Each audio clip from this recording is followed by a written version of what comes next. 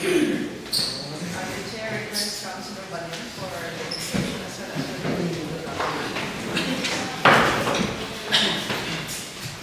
Tayo ang manalangin.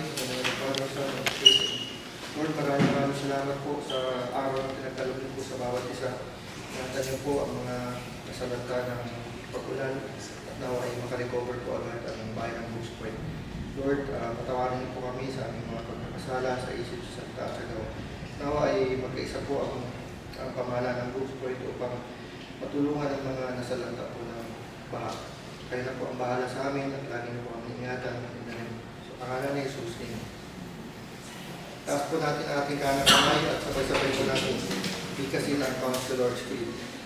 I am a Philippine Councilor, mandated by law to enact measures and ordinances that add to the general welfare of my constituents in their pursuit for happiness, peace, and prosperity. I may be public service above self as the guiding principle of my future and I declare the pathways of global legislation made the organic God my mind and heart shall be true to my constituents and will be people.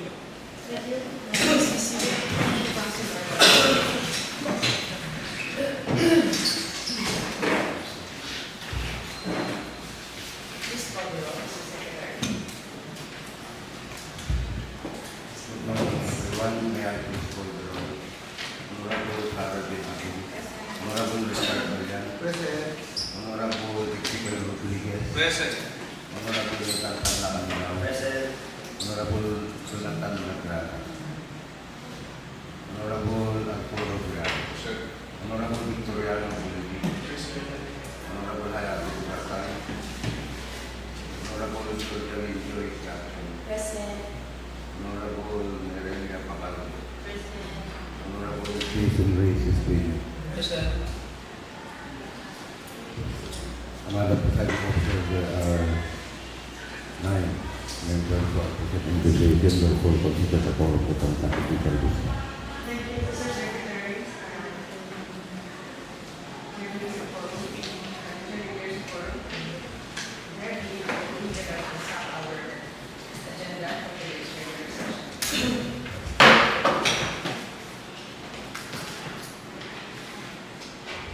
Since the minutes of the previous session, Madam Presiding Officer, may I ask an apology? we'll go directly to item number 5. Everybody shower.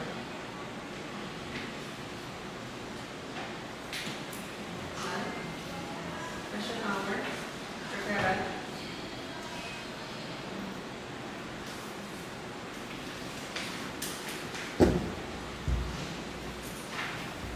Item number 1, a letter from the municipal mayor requesting authority to enter into MOA with the SWD field office, Bimarofa, for the preposition goods. Effective duty and social services with children and families. Number 2, a letter from the municipal mayor endorsing the request of various associations for their accreditation. Number 3, a letter from the municipal mayor requesting authority to enter into sign a service contract with Development Academy of the Philippines for Mr. Christian Cairo del Castillo's participation in the Public Management Development Program Local Executives and Managers Class Batch 16. Same prepare. Number 4, a letter from the municipal mayor requesting for appropriate action on the request of MSWD for the adoption and approval of the proposed ordinance declaring June 5th to 7th every year as National Child Development Workers Week and providing funds for incentive benefit in the amount of 1,000 pesos in the municipality of Brooks Point. Effective duty of rules, effective duty of finance. Number 5, a letter from the municipal mayor requesting for appropriate action on the request of MSWD for the adoption and approval of the proposed ordinance granting cash incentive to non-government employee members of Municipal Council for the Protection of Children, Municipal Committee on Anti-Trafficking and Violence Against Women and their Children, and Municipal Social Protection Team amounting to 500 pesos for every attendance during regular and special meetings. Refer to the Committee on Finance, jointly with the Committee on Social Services. Number 6, draft resolution directing the MINRO in partnership with the MDRRMO, PCSD, DNR, and NCIP to conduct ground assessment and suitability analysis to identify denuded forest areas requiring restoration in Brooks Point, Palawan in accordance with Provincial Ordinance Number 3160, Series of 2023, Provincial Kapasihan Bilang 17238, Series of 2022, and Municipal Ordinance Number 2024-43, Municipal Forest Landscape Restoration Plan for Brooks Point, introduced by Councilor Kulili. Refer to the proponent, but with the help of our ITR. Number 7, draft resolution directing the MINRO in partnership with the MDRRMO, PCSD, DNR, and NCIP to conduct a joint assessment and identification of critical kaingin areas for relocation and rehabilitation in accordance with Municipal Ordinance Number 2024-43, Municipal Forest Landscape Restoration Plan for Brooks Point, introduced by Councilor Kulili. Refer to the proponent, jointly with the Committee of Tribal Affairs.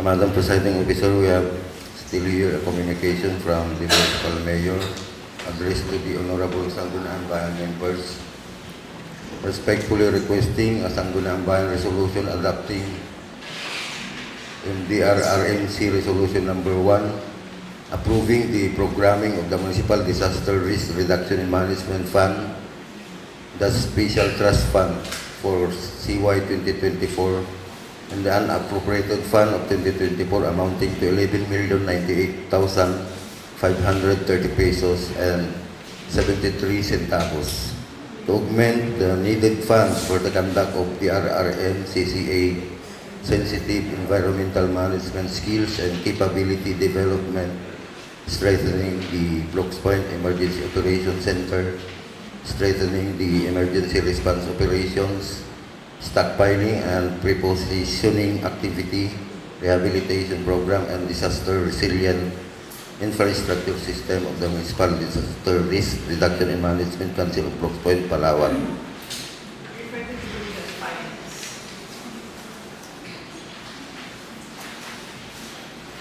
That's all.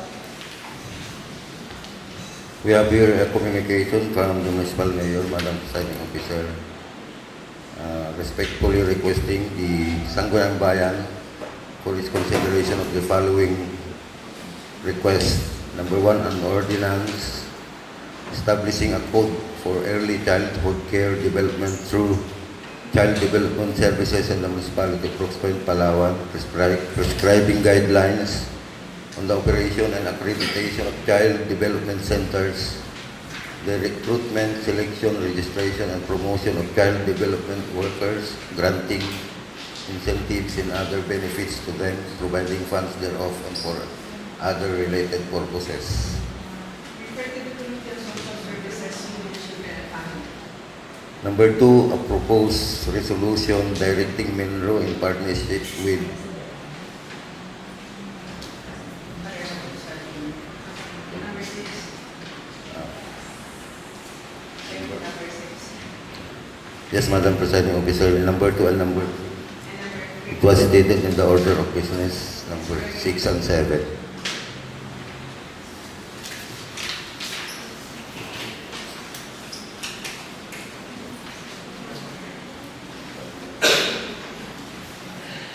Item number 8.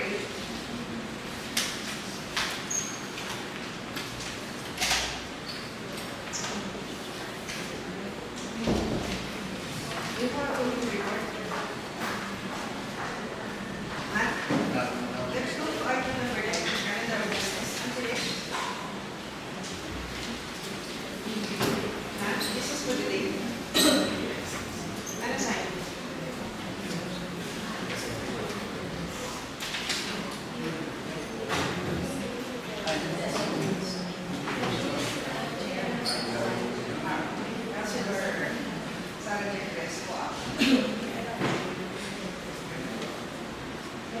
Pleasant morning, everyone.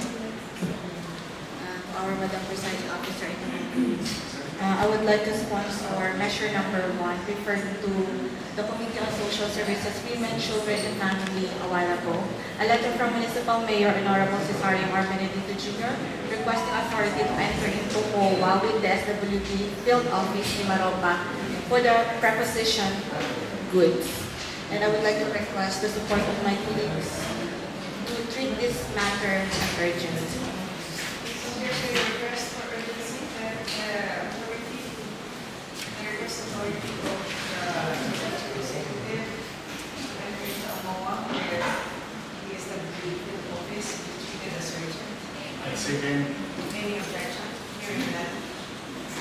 Please proceed, Councilor Abad. I move for the approval of a resolution authorizing the local chief executive to enter into MOA by and between Bruce Point Local Government Unit and the SWD Field Office in Maropa for the preposition goods. Any objection? Hearing none, I approve the authority of the local chief executive to enter into MOA where the SWD field office for the preposition bills.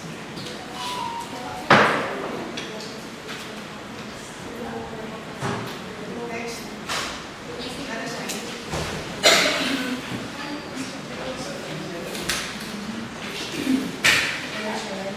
Mr. President, gotcha.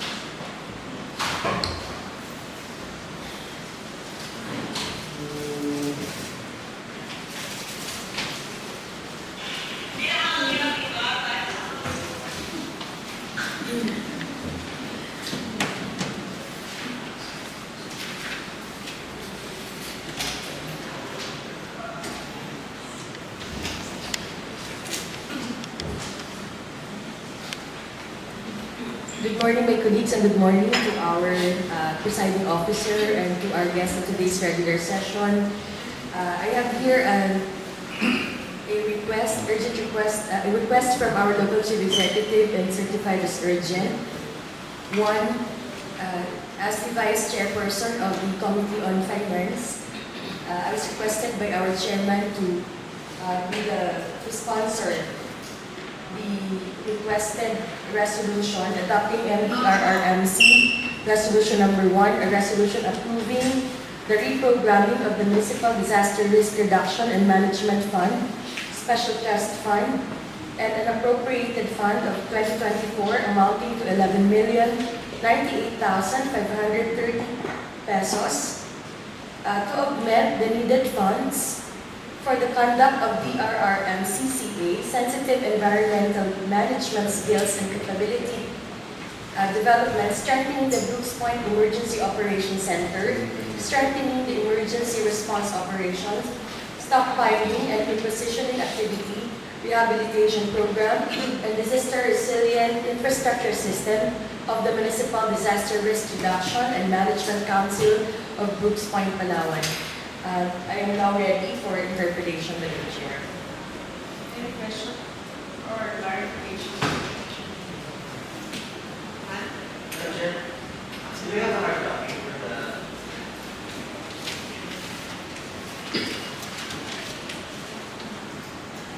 Since we do not have a hard copy, Madam Chair, if it will be requested that this be photocopied, pwede naman po, or if you will allow the proponent to discuss it. Maybe you can ask for the copy after the session. Yes. Okay. I think proceed with the approval. At this juncture, this representation would like to move for the adoption of a resolution for the approval of a resolution adopting MDRRMC Resolution number 1. Any objection? Hearing none, then we approve and adopt MDRRMC resolution number 1. Another, Madam Chair, is the request of the Honorable Mayor for the accreditation of the CSOs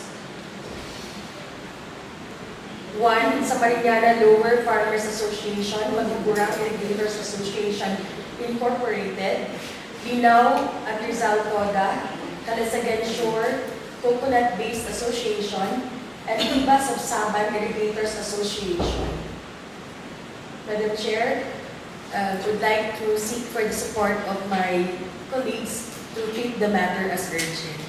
So there's a request for urgency. Any objection? Hearing none, then your request for urgency is granted.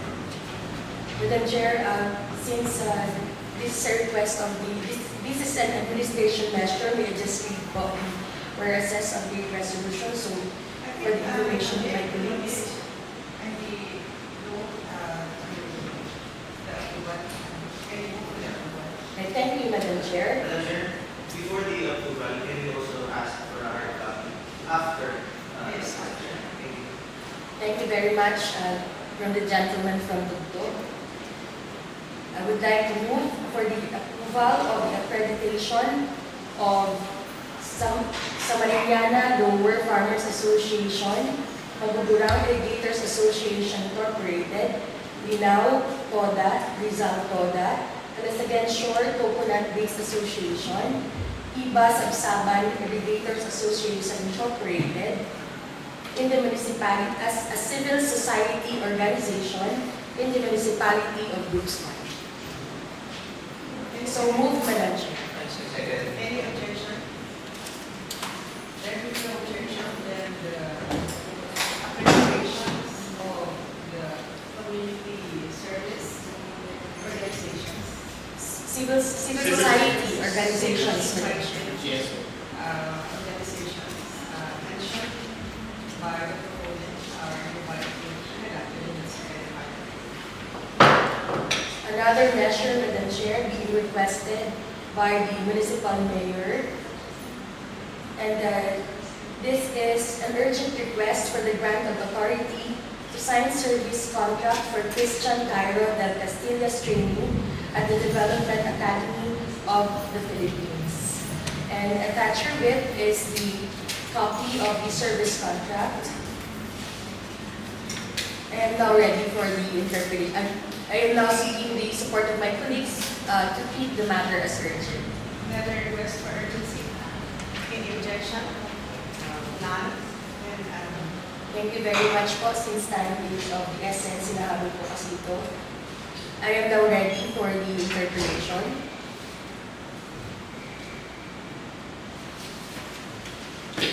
Councilor Rodriguez. Close the period of interpolation. But before that, how many months is the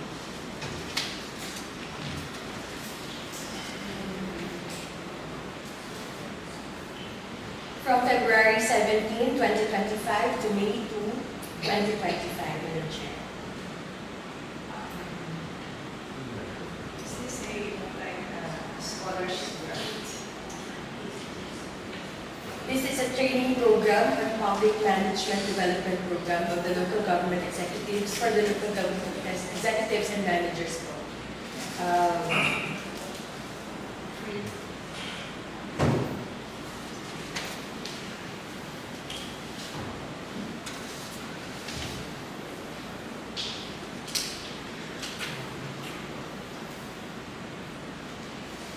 Yes, ma'am, but I believe there is the time wherein it has to serve the municipality of Brooksmart.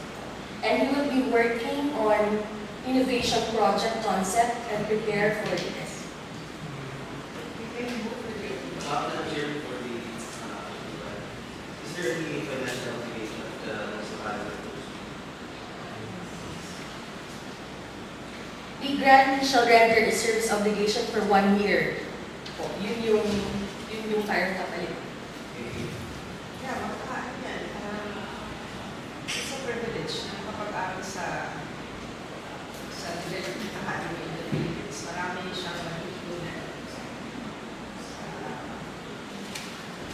school na ito. Yes, Kaya ma'am. maganda yung student. Opo. And if the grantee fails to complete the training program, within period authority shall refund the salaries and allowances received during the period of the study leave. So it is a study leave. And he shall be disqualified from availment of future scholarships or study grants in the local government unit of Luzon. But I believe Mr. Castillo naman po ay very responsible and maaasahan at yung balik po natin sa atin ay napakalaki.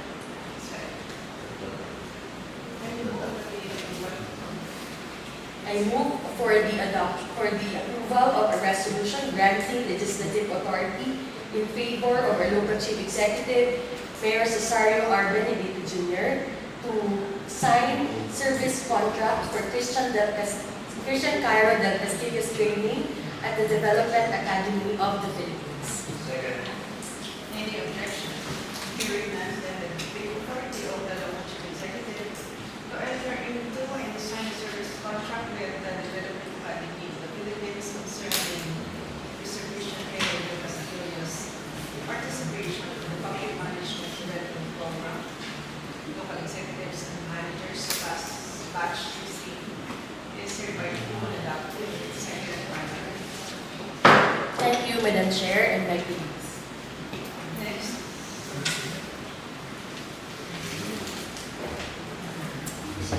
No more? Resolutions and ordinances for line regulation.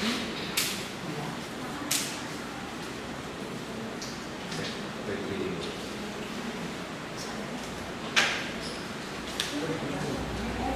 Item number 1 under third reading, ordinance number 2025-004. An ordinance declaring the blue nape parrot Tanignatus luzonensis, or locally known as Picoy, as the flagship species of the municipality of Luzon, province of Palawan, strengthening its conservation and protection, imposing penalties for violating thereof, appropriating funds thereof, and for other related purposes.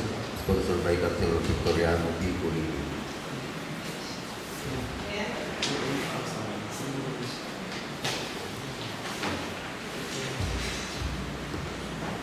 This ordinance has already been approved last regular session.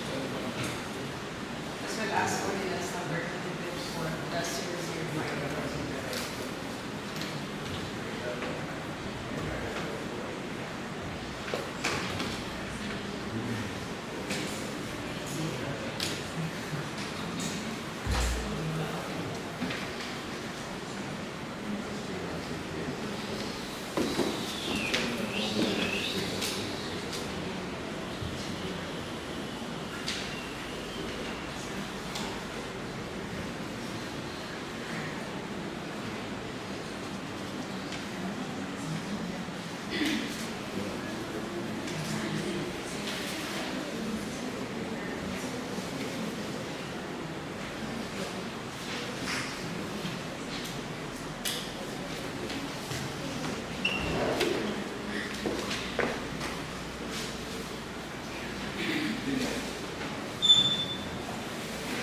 And the next ordinance, Mr. Secretary, we have already put this ordinance into a vote last regular session.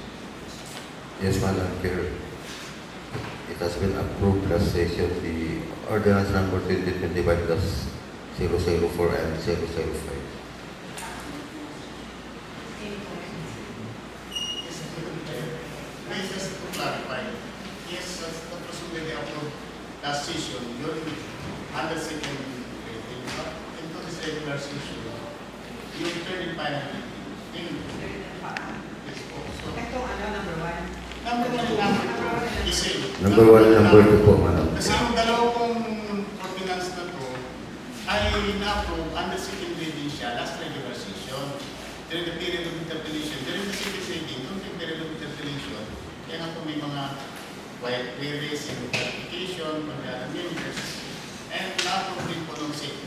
No, ay ilang second reading, but according sa regular session, the third and final reading should be the presiding officer to put this third ruling.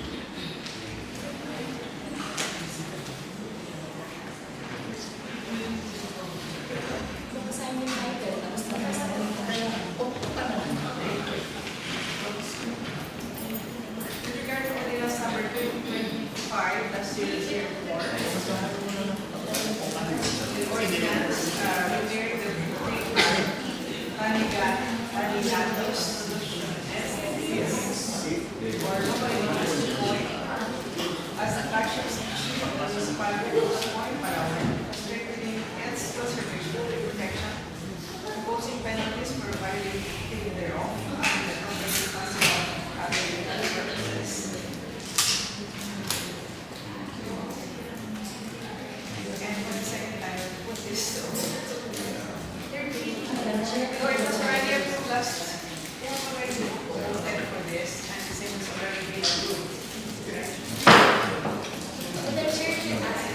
Who are in favor? Who are in favor of this ordinance?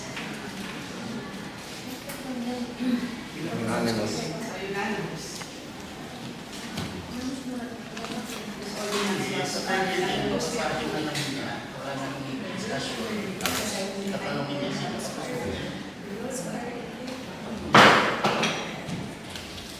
Ordinance number 2025-005, an ordinance providing a legal framework pertaining to the regulation, extraction, utilization, and transport of sand, gravel, earth, material, and other fire aggregates, as well as prescribed penalties for every stated violation thereof. Raising the hands of those who are in favor of this ordinance.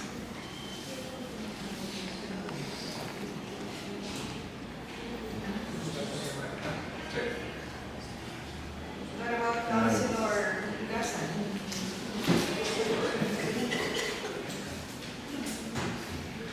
So likewise, this ordinance has been approved unanimously by this August body.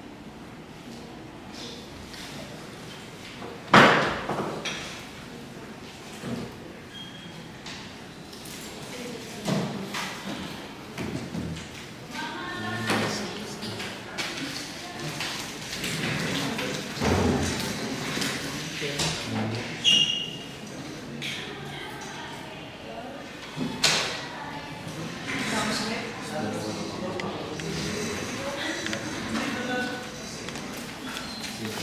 Madam Chair, we have, we have visitors.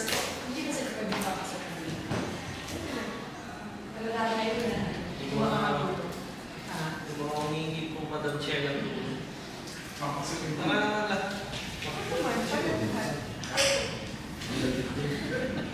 Ibahin natin dito ang KS ko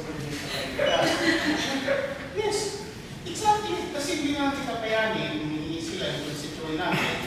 Since na ang punto ay nasa yung SWD at NDR, papuntahin natin dito ang SWD at NDR. Kung ano man yung maibigay natin na makayanan natin, bigay tayo. Pero alam natin hindi sa sapat, obligasyon dito ng NDR at yung SWD, nasa kanilang pundo, ay kung kumayang dalawa sila, binigyan nito ng SP, ng UDIS. So, yes, ako okay. Pero tumawag na ng SWD. Yes po. Ay, second na po sila po. Kindly request the first Sa kapunan po, okay na naman, big personal na program na sila kami. Kasi, iba naman dyan, sila hiring process.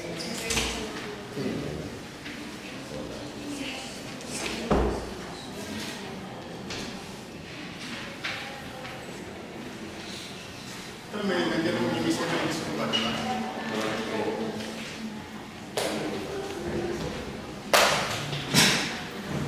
Ako rin bumili pa. Ang matilang di pa makakasalanan, kaya bumiyay na rin. Siyempre, mas maaga. Dapat yung araw mo ng araw.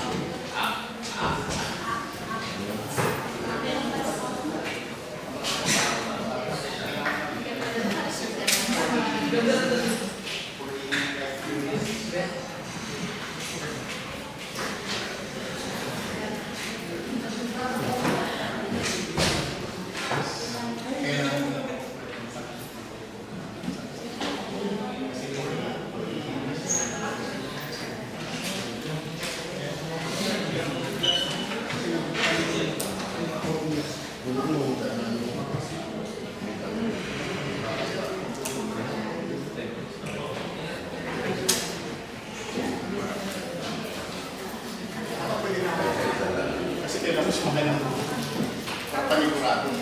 Mahirap magpan. Baka may mga ilog na taas. Baka maano. Baka kung saan ma-resume tayo research. Nakatawag ko tayo. Nagpatawag na tayo. Or kung next regular session po, para maka-attend ba tayo sa tulong po sa mga kababayan po. Sa akin na din tayo humingi ng Madam. tulong, di ba? Madam Presiding, Nakatulong na rin po ako. Nandiyan yung humingi ng tulong. Ako wala po problema yung sa yung MSWD po natin kung ngayon po ba natin siya ipapatawag or sa susunod po na session. Kasi sa akin po para hindi mga di pa po Pero natin hindi ko natin naman sila sa sa atin kasi papalan natin sila eh. Kasi para sa susunod ay alam na nila yung gagawin niya. Madam Chair, Yes. if you may allow me to leave, no? First, kasi po, kailangan pong makabiyahe ng Puerto Mayala habang wala pang bahang kalsada.